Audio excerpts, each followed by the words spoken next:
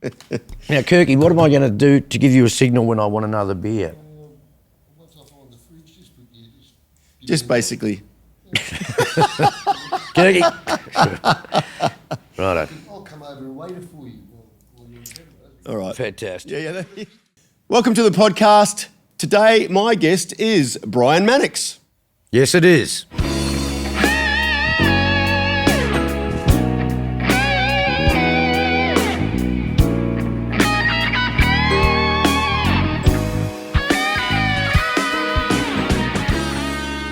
Brian, what got you into playing music in the first place?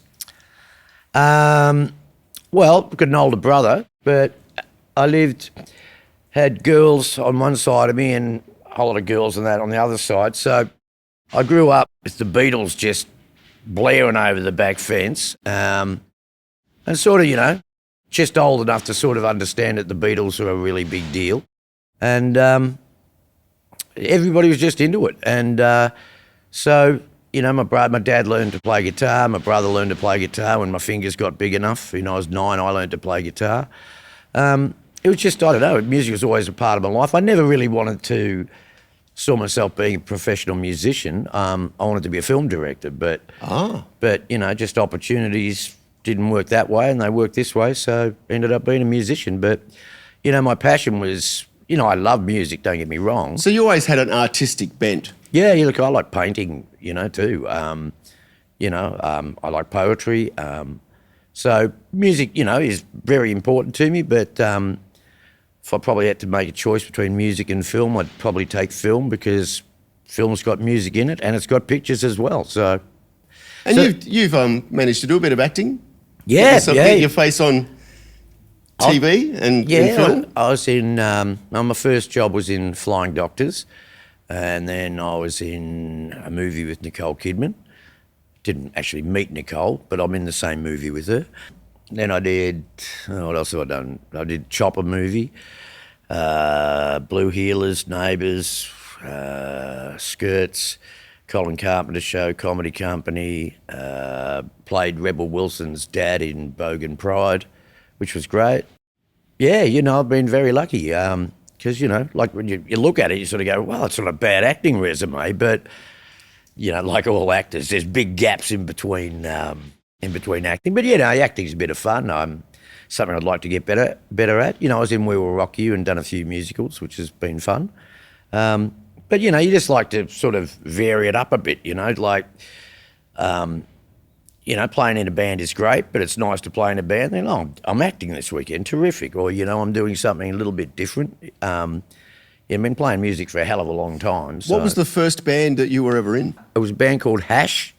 We started it when I was 12, and we didn't have a bass player. We had a guy in our class got a drum kit, me and the other guy had electric guitars, and great band. Bunch of 12-year-olds called Hash, and we used to love playing Tutti Frutti, and nothing like seeing two 12-year-olds gyrating their hips while they're singing Tutti Frutti, You Want a Rudy. Any wonder people liked us. Look at these dirty little bastards. So that was my first band, and that band sort of evolved. We were pretty dreadful because we wouldn't rehearse.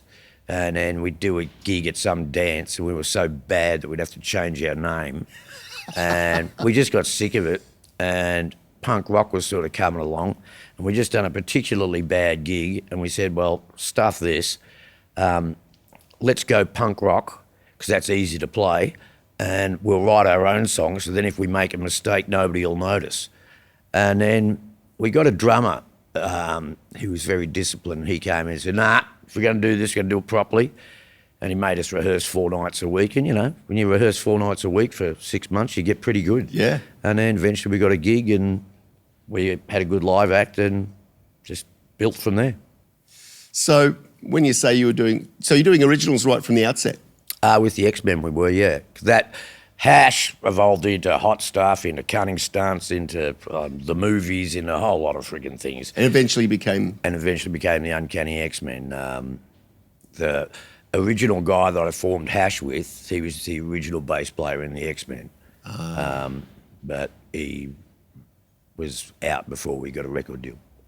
Kirky was telling me, because he said when he first met you, he said you were doing punk and you were running around the stage with a dick strapped to your head. Yeah. Yeah,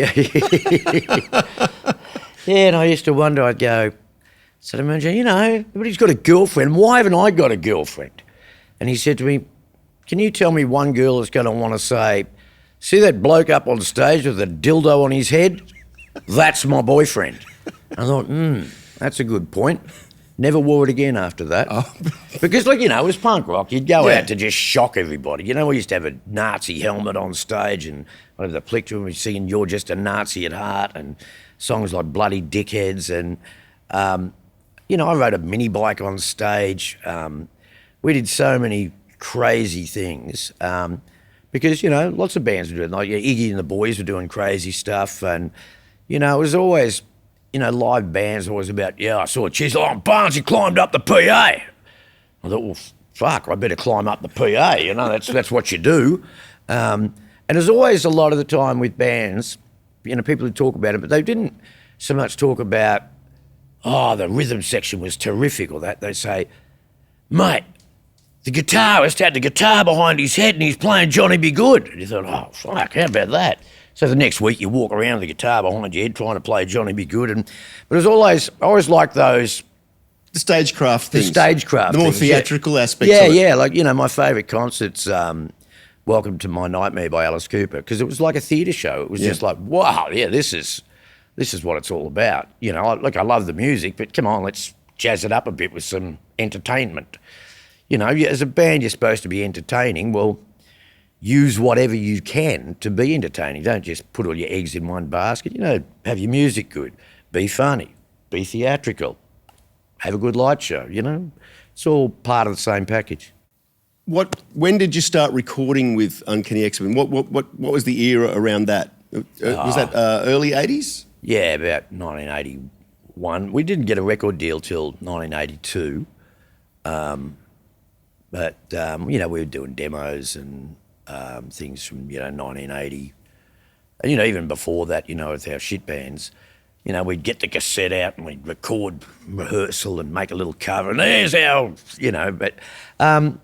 but yeah, look, probably about 81 we started doing some recording, some songs and stuff to try and get a record deal, yeah. One of the things that I've found talking to a lot of artists, when they first get signed, a lot of them didn't have any legal advice. Oh, we did. Oh, you did? So you managed to get a good deal? Oh, as good as they were going to give us. But you did have good legal... We had Phil Dwyer was our lawyer and, he looked over all the contracts before we signed them and that. We didn't just... No, we had a manager and we had a lawyer. By the time we signed... Yep. Yeah, no, we didn't just go, oh, yeah, great, we'll sign. No, it's just interesting. There's been a lot of acts that I've spoken to that's how they were offered a deal and it's like, beauty, sign here. No, it's called show business, not show. There's show, and there's the business side. Yeah. You got to do the business side as well. Not that I'm very good at it, but I always put someone there that is good at it. Did you manage to keep the same manager for a long period of time? Yes and no. Our first manager was an old roadie that used to work for Blue Echoes, and he knew a lot of people in the industry. Got us our first couple of gigs and wouldn't let us play in the city because he said we weren't good enough. So we'd go up to Shepparton and up the bush, and we kind of got our act together up the bush, and he got us started and. We got signed into Nucleus, booking agent, and then he left to go and manage some other band. And then we got a guy called Rob Saul, who used to be on the student union at Melbourne Uni, and he booked all the bands, so he knew Frank Stavala and that. And he was pretty good, Rob, actually, because he got us out of Nucleus, which we were going nowhere with them, got premier artist Frank Stavala to take over, and then eventually he got us a record deal, and then after that, about a year or so after that, he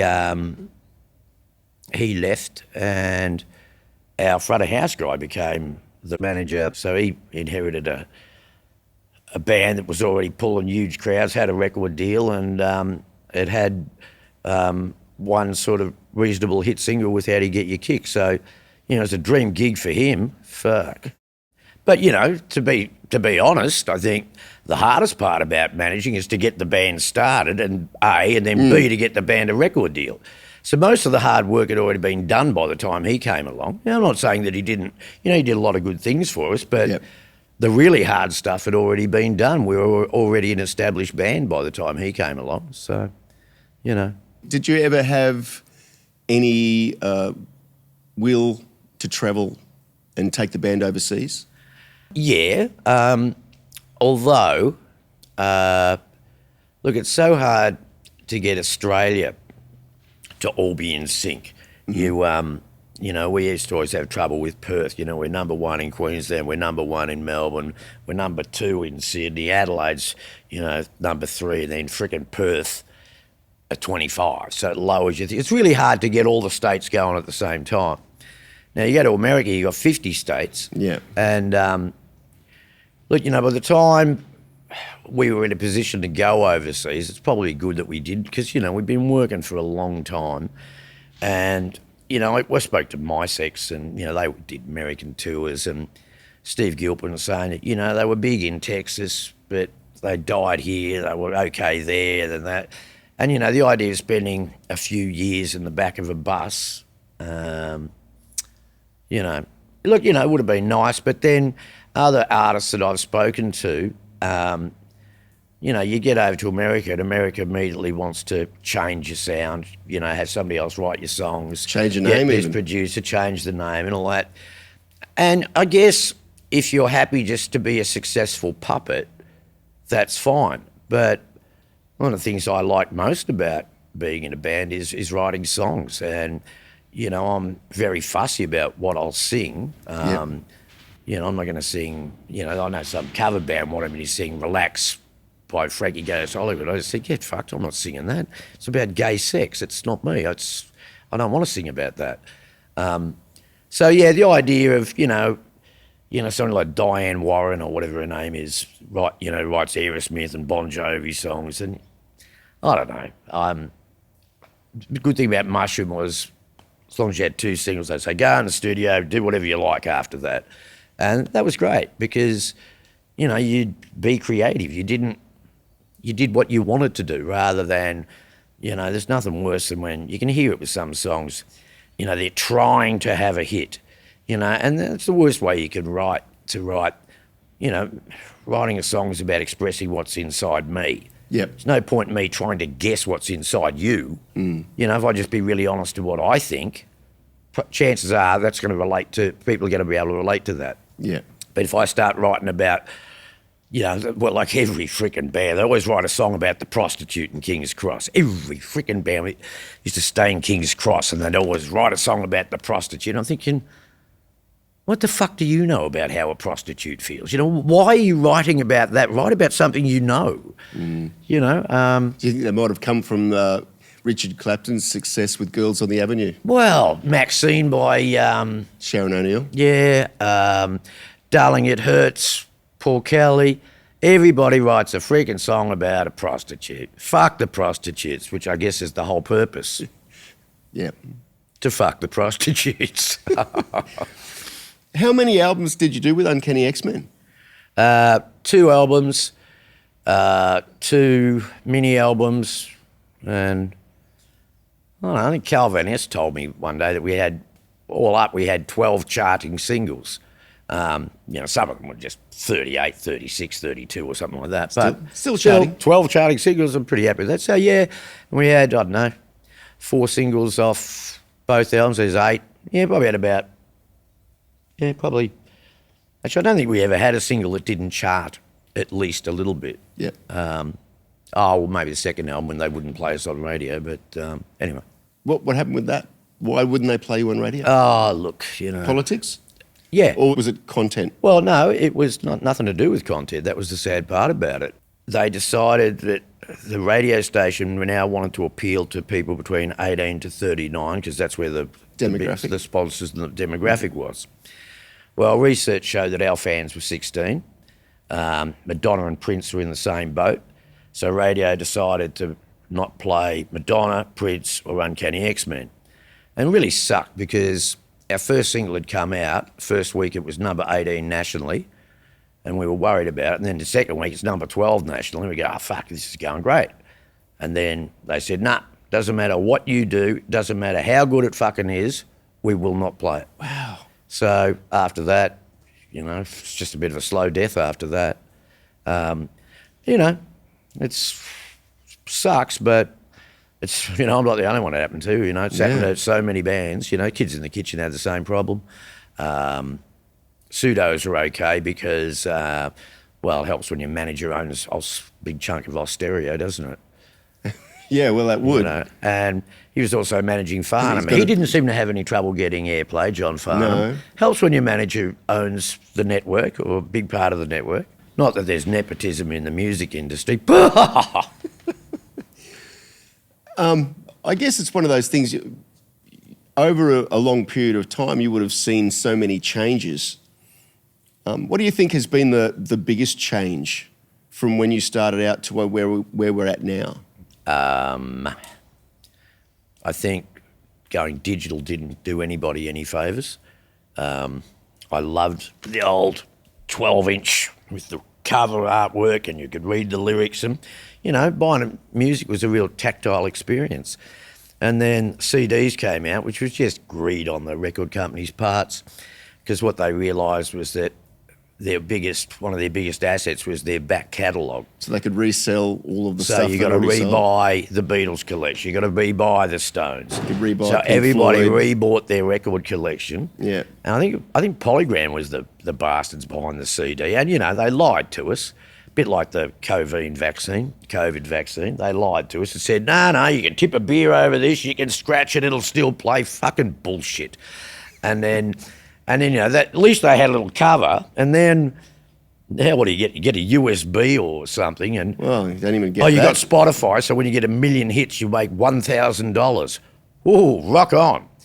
You know, so I think going digital didn't help anybody because it might have worked for Spotify and for the record company, but the record company is still charging bands 10% for packaging, even though there is no packaging. 30 Seconds from Mars tried to sue their record company about that. They didn't win. But, I think that was really bad. And I think poker machines didn't help the music industry either. No. Getting rid of Countdown certainly didn't help. Mm-hmm. I was lucky, but it was a really good time for music when I was doing it, you know, when I started. You did quite a few times hosted Countdown too. Yeah, sure. Absolutely. There's a lot of singers that couldn't strap a few words together. So people like me and Frankie Holden, Shirley, you know, we'd often get asked. JPY was very good. Mark Holden was all right. Well, if you like Mark Holden. But, you know, there were some acts that you didn't want them to host because, okay, welcome to Countdown. And tonight, just like, yeah. How did you find dealing with Molly Meldrum? Great. Great. Oh, Molly was, you know, he was probably the biggest star on the show in a lot of cases. But, you know, Molly, he's got boundless passion for music. He's pretty accepting of everybody. He does stupid things, but no, and he has the best parties you can ever go to. You know, I met Lauren Bacall at one of his parties, and Duran Duran were at another one. Tina Turner was there, and you know, he just has the best parties. And no matter what happens with him, something outrageous is going to happen, and it's preferably it's not him sticking his dick on the piano while Elton John's playing, dropping his bum to the audience. He's gone a little bit crazy lately, but. I don't care how pissed you are, Molly. You don't get up on stage with Elton John and drop your dax. It's just not on. No. Anyway, hindsight. What would you say is a highlight of all the things that you've done? Playing at Narara in 1983, it was about 50,000 there, that was good. Definitely playing at the AFL Grand Final. That was pretty hard to beat that. 95,000 there and millions watching. I think, well, actually, for me, I put Dancing with the Stars probably in the top 10. Yeah? Just because it was just so different to what I normally do. Like... How did you go on it? Well, much better than everybody thought I would. There's 10 weeks, so I got kicked off on week 8 and came back on week 10. So I missed 1 week. That's pretty good. Yeah, I think it was 14 and there's 3 on the last night. So I came 5th, I suppose. But, I beat Kerry Ann Kenley. Kicked her ass. No, yeah, so that was good.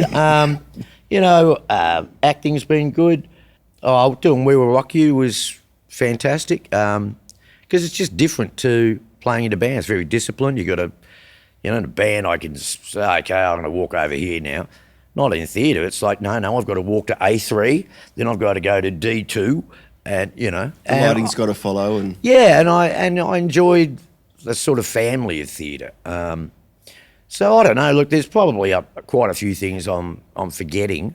And they'll come to me as soon as you turn the mics off. But, I feel blessed. I've had so many great adventures along the way. And is it the same vibe for you on a stage playing to a small room of, say, 100 people to playing like a large room of 10,000 people? There is, but there is probably no difference in what I do. Whether there's 2 people there or there's 200,000 there, the job's still the same. And I think that, because I did a gig in a car park in Perth, and it was just this, it's like, who the fuck booked this? And it was 40 degrees, but in the car park it was about 50. And I tell you, if the Beatles had reformed, you wouldn't be able to stay for a whole song. It was that freaking hot. We were under a little tent, but it was still boiling hot. And the thing about it was, I thought, well, fuck, there's going to be, just 2 people in the doggy. And I thought, well, fuck it. I want to play this like there's 100,000 there. So I'm jumping, doing scissor kicks and telling them to move back. The kids at the front are getting crushed. And I just thought, well, fuck it, I'm going to have fun with this. Yeah. And, it was a shit gig, but I think I performed really well at it. And, because I took that attitude, it's like, yeah, it's funny. Anyway, I'm still talking about that one. And I've probably forgotten about 35 fantastic gigs. Yeah. So, it was memorable, let's put it that way. Is there anything that you've done that you thought, or a time when you thought you might give it all away and do something completely different? Well, yeah, I kind of did, actually. When the X-Men finished, I toyed around with a few little things, but it's like, Well, I remember there was a little stint that you did. You were judging Battle of the Bands, I think, at the Jet Club. It was with Steve Gilpin. Yeah. I remember that. And I remember, because I did we did a short mini tour where you and Steve, I was in a backing band. And it was with you and Steve Gilpin. This is in about 1987, 86. Yeah, somewhere around there. Yeah. But then I had a baby, and it was like, and in the 90s, if you're an 80s pop star, well, you're about as cool as a kick in the balls, and the 90s were a very different era. Oh, weren't yeah, they? and and all of our fans are off having babies themselves, and so in the 90s, well, that's it. I had a good ride. That's okay, and now I'm a dad and had my daughter and my son, and I was quite happy with that, and I never ever thought that I'd work with the X-Men again, or thought I'd maybe just sing every now and then or something, but I was quite resigned to, well, that's it, that'll do, and I'll do something else. I went and worked in a quarry shoveling one day a week, and I taught guitar and just do what you can to pay the bills. Speaking of the theatre thing, am I right in saying that you did a countdown show? Yeah, I wrote and directed it. Yeah. Michael Veitch played Molly. and I got all these actors, and it was a logistical nightmare because I did 40 acts of Countdown with a band of 3, so I had backing tracks playing bass, keyboards, and backing vocals, and then I had 1, 2, 3, 4, 5 male actors, 2 female actors, and Michael Veitch. So I had about 11 or 12 people doing all of Countdown because I'd worked in a theatre restaurant, and I just know with actors in theatre and stuff, you want to keep them as busy as you possibly can, because if they're sitting around for too long, they go, you know, I reckon my bit could be a bit bigger. And they go, oh, I reckon we can rewrite this bit. Don't give them time to think about how they could improve the show, because they're frustrated that they're not busy enough. Yep. So they'd get off stage, micing, somebody would come on, you're changing your clothes, now you're the bass player in My Six. Okay, go and change, now you're Roger Voudouris, get going. And it worked really, really well. Initially when it came out, it got horrendous reviews, and then went to Sydney, did Star City, and I went up and I said, I went to opening night, then I came back later and I said, how are the reviews? Said, you don't want to look at them. And then we put it out again in 2010 or 2011, and the actors were saying to me, so I wonder what the reviews will be like. I said, the reviews will be terrible, but the audience will love it. And blow me dead, the reviews were great this time, the second time around, which was funny because still mostly the same jokes. You know, Gavin Wood was still saying, oh, that's Blondie, and if she didn't have a record deal, I wouldn't mind giving her one. Now, that was as sexist as fuck in 1998, but in 2011, it was fucking brilliantly hilarious. Go figure. So, you know. The times are a-changing. Just please yourself. Don't try to please anybody else. Fuck them. Because I remember, I think you toured that show because you did Twin Towns. Yep. Oh, that was a disaster because Michael Veitch couldn't do it. One of the main actors in it got arrested in Thailand, and one of the guitarists caught a wave down at Coolangatta and nearly broke his neck. So the producer was playing a role, I was playing Molly, and the production manager was miming guitar. We got through it, but it was like, oh, no, it's really not the way to do it. But we. So you wouldn't have had very much time to come up and to work all of those changes around, particularly if the guitar player.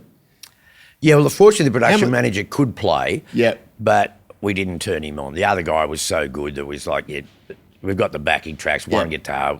You just fill the space. You be Bongo Starkey to pretend you're playing. Don't worry. Yeah. That was great fun. And I did another one called The Bench, which was about the 4 blokes sitting on the interchange bench in footy.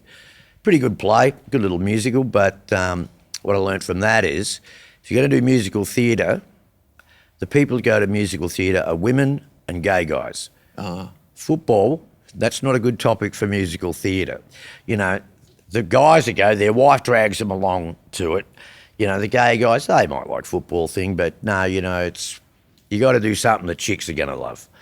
And anyway, so, you know, that's another little adventure. You know, I've written a couple of books, so, you know, try to keep myself busy. Yeah. Well, you know, lazily busy.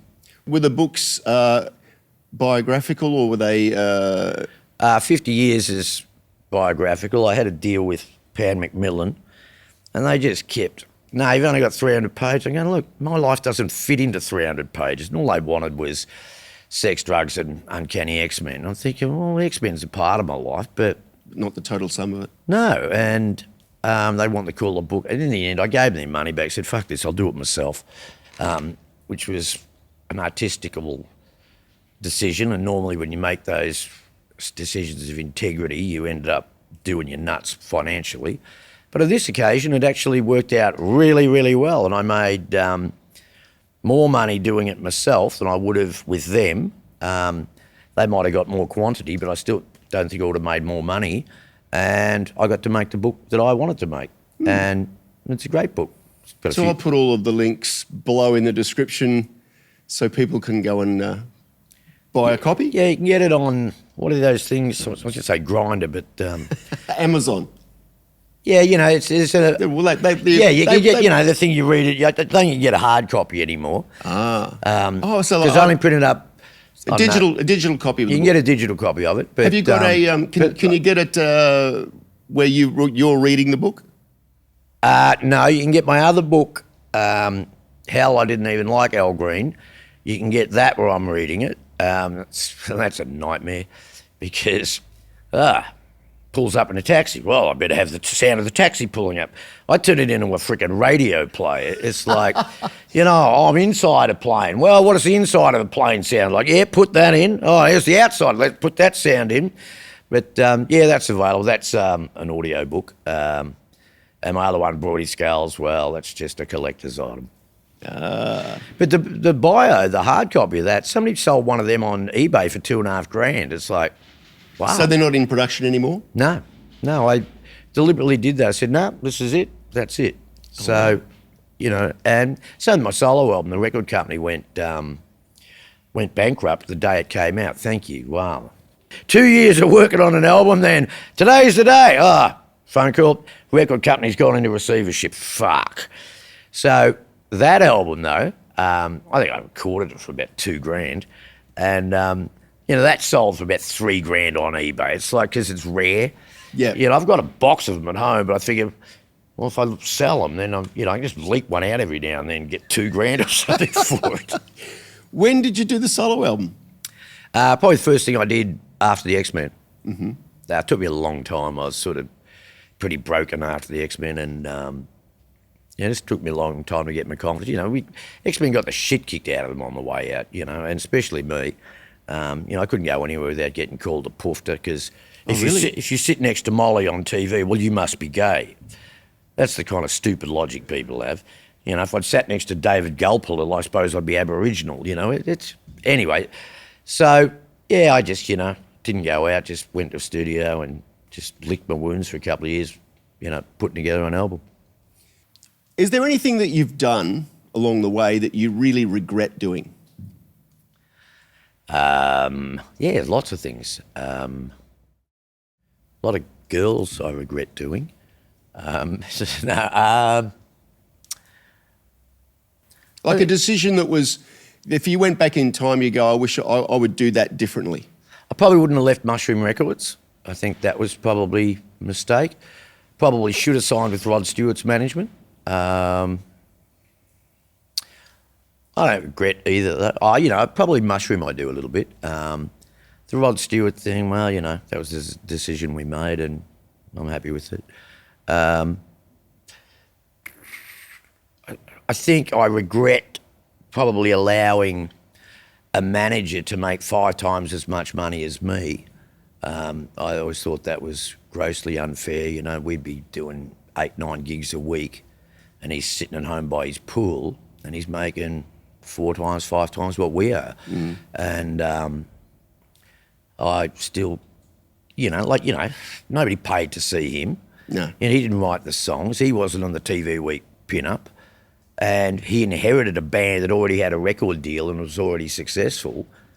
And you can actually justify in your mind that you're worth 4 times what I am. Now, they talk about, you know, musicians being prima donnas. To me, that's being a prima donna. You're doing fuck all. The record company's taking care of the record thing. The agency's taking care of the booking. And you still think that you're worth 4 times, you know, or at least 3 times what I am. Mm. No, you're not. That's bullshit. And I don't give a fuck that that's the way it's always been done. You know, Wendy Stapleton, I think she just put her foot down and said, no, I want this amount of money a week, otherwise I'm not fucking doing it. And I could have done that. But what they would have done is they would have docked the other guys to pay me what I wanted. Yeah. So I'd be robbing my bandmates. You know, they were in the same boat. We were a band. We were a team. Yeah. So I never did that. But in some ways, I regret not doing that. You know, holding the management more accountable. Mm-hmm. I think I regret that. Yeah. What are you doing now? I mean, obviously, Uncanny X-men got back together again. There's been a resurgence and a want in venues to see what do they call it? What's the word for it? Nostalgia band? Nostalgia. I suppose. I don't know. Well, I mean, there's an older audience that are prepared to go out and see a band from their youth. Yeah. Yeah. So and that's a perfectly understandable thing. It's like you grew up through those formative teenage or early 20s listening to a certain band, and now you find you're in your 40s or 50s, and you want to go and see that. You want to go and see that band again. Oh, I'd love to go see Slade. I'd love to see, I went and saw Paul McCartney because I'm a Beatles fan. I'd go see the Stones because I love the Stones. If Elvis was coming out here, I'd go see him. I went and saw Bob Hope when he came out because I thought, I'll see Bob Hope in the movies. Yeah, I'll go see Bob Hope. Yeah. So, yeah, I don't know. I can't remember what the question was, but, yeah, I think it's totally understandable. It is understandable. So you've been out with Kirky and the boys doing shows. Yep. But is that come to an end now? Or? No, we're playing on at Melbourne at the Corner Hotel, Sunday Arvo, on April the 13th. So okay. If anybody in Melbourne's watching this, come on down, Corner Hotel. Uncanny X-men. I think that's all we're doing for the year, so you better get down there. I was going to say, what are your plans for the future? Well, I'm doing a tour with Katrina and the Waves and Wang Chung, rock it on, in March. And then I'm doing a show called Stars of Countdown, I think from June. And in between, I sort of work with Ab 80s with Scott Kahn from Kids in the Kitchen and Dale from Boom Crash Opera. And, I'm sort of rooting around with AI trying to work out if I'm trying to make a feature film, which is where I started, this journey started. I want to be a film director. And I'm going, well, look, I better do it now. So it's turning out to be even more challenging than I thought. But anyway, we'll persevere. You still have a love for playing punk music?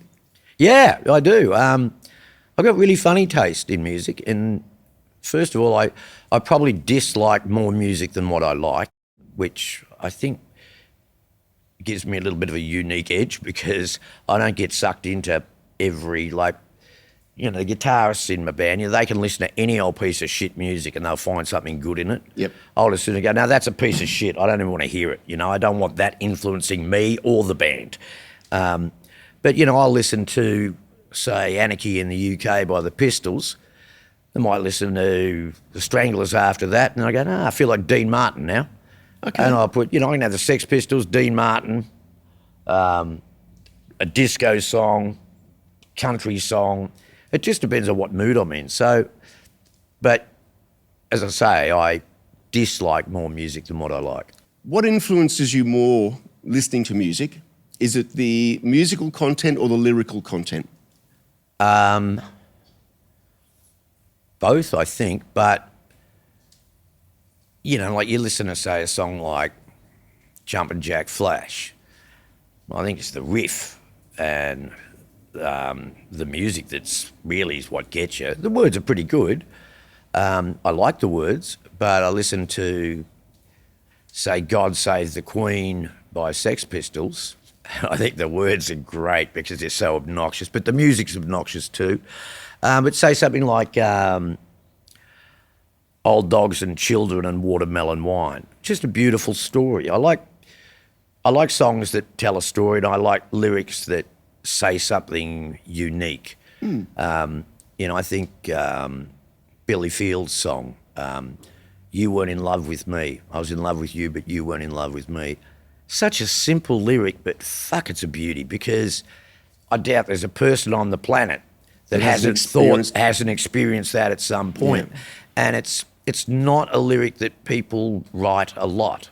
Like everybody wants to work for that reason, and it's a trashy looking lyric, but I don't know of any other song where somebody says, nah, fuck work, I don't want to work. Yep. And I think for that point of view, it's pretty unique. I think 50 years, I think lyrically is pretty good, but I think musically it's good. But yeah, I think it's a mixture, and it depends on the song. If you listen to, say, Sunscreen by Baz Luhrmann, well, that's all about the lyrics. Yeah. It's a narration, but it's a really beautiful narration. So, Yeah, I really like words. I studied English lit at school, and Okay. I like William Blake's poetry, and I studied Shakespeare and Chekhov and all that shit. And that probably taught me to value words and poetry a little bit, because there are some really great lyrics. I'll tell you a band that writes really great lyrics is Squeeze. They should be writing theatre. What was their big hit? That was Tempted by the... Yeah, Tempted. Up the Junction's a fantastic story, labelled with love.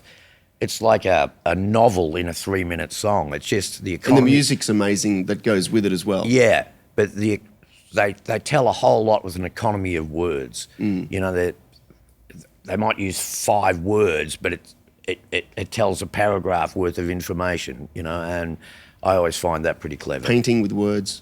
Yeah, and then, like Crowded House writes good words in that half the time I reckon he's just having a lend, but you listen to it, you go, oh yeah, that sounds like something, and everybody just kind of makes up their own mind what it's about, which I think is great. But They work well on your imagination. Yeah, they do. They work well on your imagination. Exactly right. Yeah.